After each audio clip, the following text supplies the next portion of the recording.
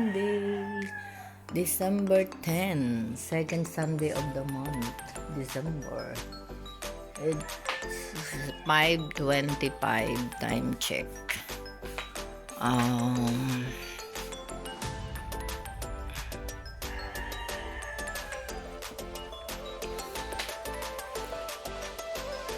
Aga kami nagising ni nanay kasi meron siyang 7 a.m. meron siyang Holy Communion. Tapos ayun siya, nagbanyo na siya.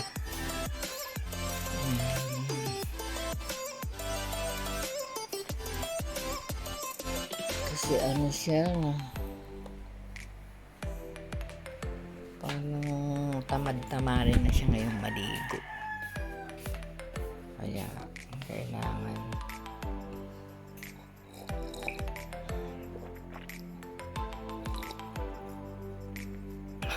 dapat kasi kahapon nakaligtaan na naman at nakatamaran dahil nanggapagawa ay nagtatrabaho. Today is Sunday. Ayan na si Paul. Tanda ka na, hindi ka na makalabas doon sa layo na dito kundi sa may labaw. May bisita kami. Diba? Yan lang. Yan lang yung suggestion ko. Ayan, alis na ako. Magsimba. Iwan ko si nanay nanonood ng Bible. Yung baptism. Ayan lang everyone. And bye at the moment. Ayan everyone. Nandito ako sa bayan. I'm going to church. Iwan ko si nanay kay paring din. We are at the church.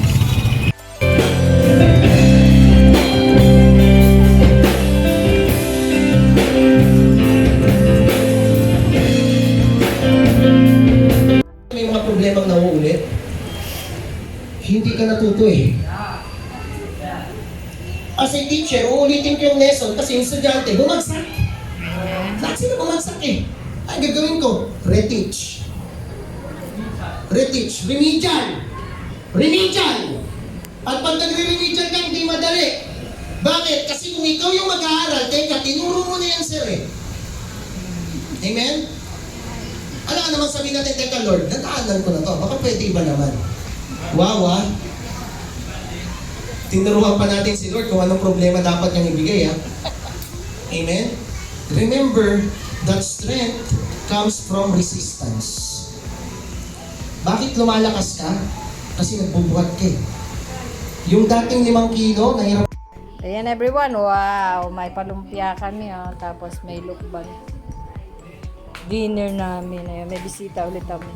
Hi dinner, lunch pala. Sorry, may lunch pala. Lunch pala to, lunch. Everyone, habang nanonood kami ng Sharon sa, ano to, Kapamilya Channel, ASAP, December party. Yun lang. Bye at the moment. Kakalabas lang kami galing sa church. Oh, ay wait lang. Ito yung may nakalaro ako ngayon sa Sungka. Since kakatapos lang namin ng lunch, pahimagas ba. Naghihintay siya ng meron siyang isa-cell group. Yung ganyan, hinihintay pa niya. So, maglalaro muna kami ng Sungka. Yan. Tingnan natin kung sino mananalo sa game na to. Okay. Let's do it. Go. 1, 2, 3. Sasabay pa tayo. Sabay tayo sa umpisa. Tuturuan ko siya kasi hindi rin siya marunong magsangka. 'Di ba? Tapos, Anything. Mamili ka kung anong ititira mo. Diyan ka lang kukuha sa iyo. Ayan, tuloy namatay ako. Sorry po. ako pasensya na. First time Yan. Napagaling ako dito, hindi. Hindi, akin yan eh. Tapos, Saan ka nag-last? Yan. Di ba? Doon mo, yun ang kukunin mo. ganun ba yun? Oo. Ayan. I-scattered mo ulit yan, one by one. ba't ikaw hindi tumitira? Siyempre, na ako. Nag-stop na ako doon sa... Pag nag-stop ka sa isang ganito, so, ibig sabihin nun, kumbaga, patay ka na. So, Ito. hindi. dito ka kunin mo ulit, scattered mo ulit one by one. Basta ito, akin to ha. Hindi ka Ito. pwede lagyan. Hindi. Mabait kasi ako nilalagyan ko. Tapos ikaw yung doon, yung Yan. yung kukunin mo ulit siya, tapos scattered mo ulit. Oo.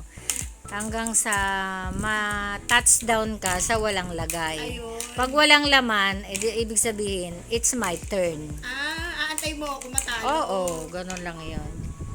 Buti na hindi ako matatalo. Amen. Ayan, yan po. Aray ko. Ito palang sister in Christ ko ay hindi marunong maglaro ng sungka. Kaya, Yes, ayan. first time.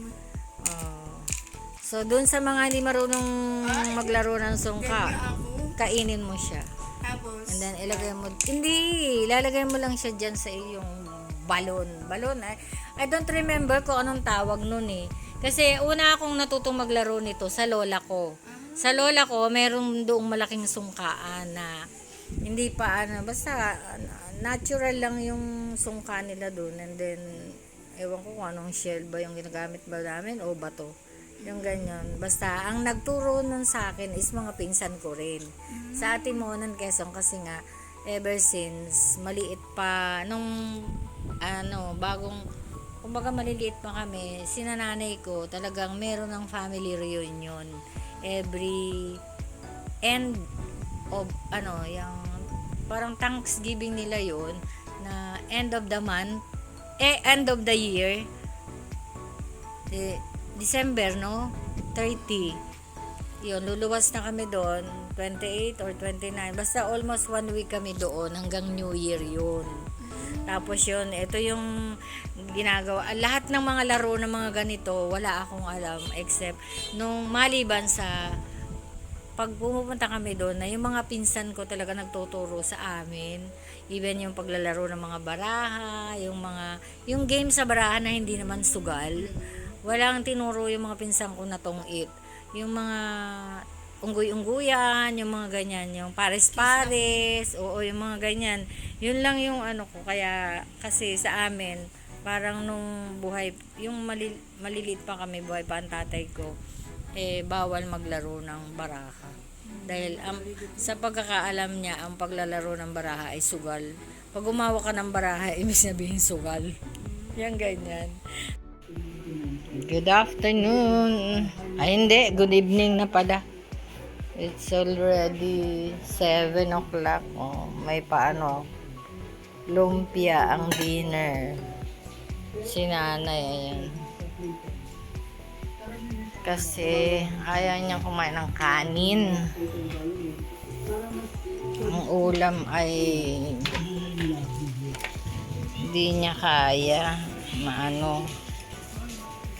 Ano yun? Ay, magpapakain ako ng bebe. Yun lang. Oh, umulan sa labas. Dito pala.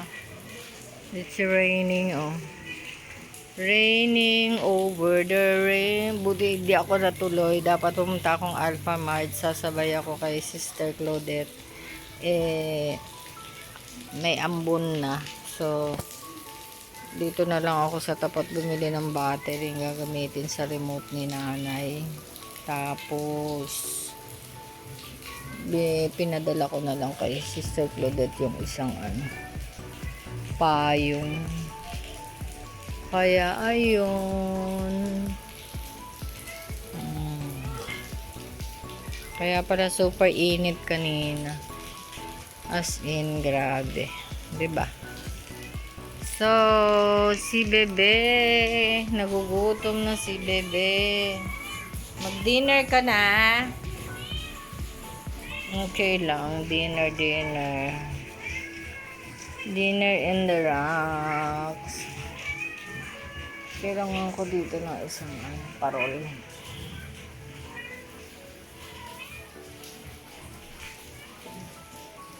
Doon, lagyan ko ng parol.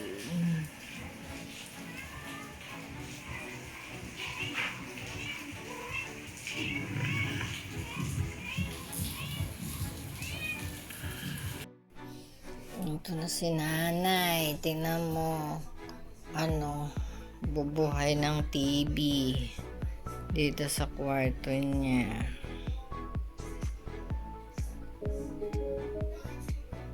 Ayan, kasi ayan na naman oh. Channel 2 talaga. Basketball. Channel 2 talaga yung nakaprogram dito. Ha? Papasok ka na? Ano ba panoorin mo? Yan din? Okay. Lipat ko ng ano. Matutulog na yan.